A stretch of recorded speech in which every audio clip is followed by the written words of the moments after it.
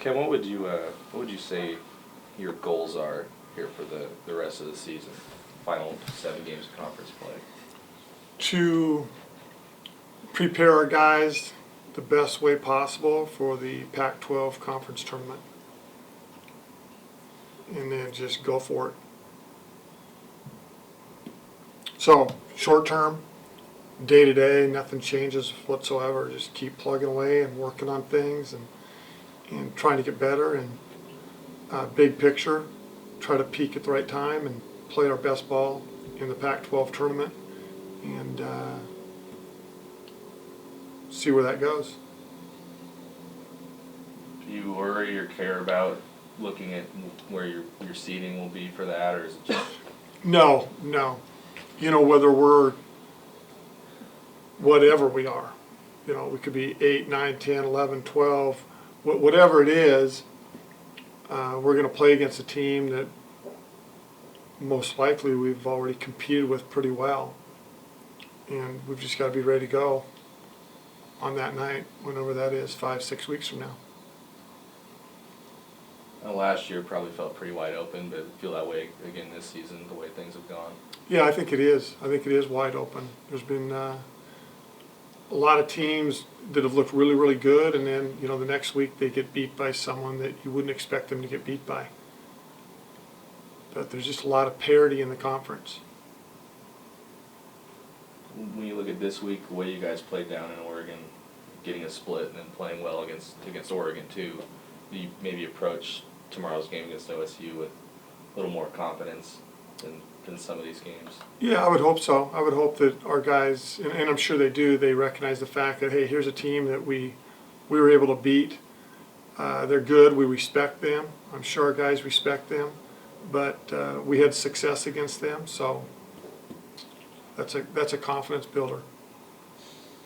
Were you concerned at all before the first game against them about what your ability would be penetrating that zone without Reggie? Because you know, it's what he did so well against them. And how did you feel like you fared just in that regard the first time? I thought we did a pretty good job. I thought we had good spacing. I liked the way we moved the ball, and I thought we were opportunistic when we drove it to create shots. I noticed in the last game, and it's been several cases for Oregon State this year, they've shot better from the 2-point line, from the 3-point line, from free throw line, and they're still losing games. How do you explain something like that? With Oregon State's situation? Well, if you look at the stats, which obviously you have, if you look at some other stats, they're probably not as strong in certain areas. And therefore, it balances out. But, yeah, they're very, very good. They've been very good offensively all year long. They've been able to get teams to play their style, which is, you know, really up-tempo. They throw a lot of different defenses at you and get teams to play fast. So, therefore, there's more points on the board, and they shoot it well. Yeah. And I've been hearing some criticism about Craig Robinson, you know, being on the hot seat these days. Do you think he's been doing a good job this year? Do you think that criticism is unfair? You know, I don't really know. I don't follow their program too closely. I think he's a great guy, and I think he's done a really good job there. Right now, they're not winning ball games or have not won many ball games, but I don't know the ins and outs of what he's doing. I remember talking to Brock Modem a few weeks ago about, you know, trying to change things up, having team meetings or something like that, and he said that's not necessary unless losing becomes a habit. Now you guys have had a few more losses in a row. Are you guys thinking about maybe trying to change things up in that way? Well, we haven't talked about having any team meetings. We continue to meet with the team, sure, but it's not like a formal, hey, let's meet as a team and sit down and talk about some issues for 20, 30, 40 minutes. We haven't done that. But we continue to meet with different guys, and obviously at practice we meet for short periods of time with the team as a group and continue to hit on things we need to improve on. Sure, Ken. This is Chris Chancer with CougsFan.com. Just wondering if you could speak about Woolridge and kind of his progression here in recent weeks. I think he's become more and more confident in his ability to make plays. You know, he came from a small high school down in Phoenix, had great success went to Kansas, did not play very much at all. And then last year as a red shirt. Being a red shirt's a unique situation in different sports. But it takes time to get out there and really compete. And now that he's been out there on the floor and played a number of games, I think he's become more and more comfortable with our system, what's expected of him, and when it's expected of him. So I think he has continued to grow as a player, and I think as of late he's starting to show how good he is. How do you handle outside criticism in a season like this that's been frustrating and as the losses mount and all that? You know, I'm not used to it. I've been very, very fortunate for 30 years. I got in this business in 1982 and been very fortunate to be associated with a lot of good teams. And so it's not easy to take the criticism, but some of it's warranted. You know, I need to do a better job. So you're aware that the criticism is out there then? You're not trying to... I don't read the blogs, but I'm assuming, just like you mentioning a coach in the league, when you lose, there's criticism.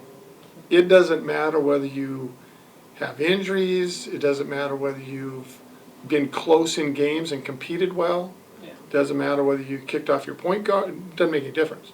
At the end of the day, you're expected to win. And in league, we are 2-9. So therefore, like in any sport, you're going to get criticized. So I'm sure I'm being criticized. But every once in a while I hear about something, or some might say, hey, don't read the blogs, or don't do this. They're tearing you apart. That's the way it goes. You know, that's par for the course at this level. Yeah. And for me personally,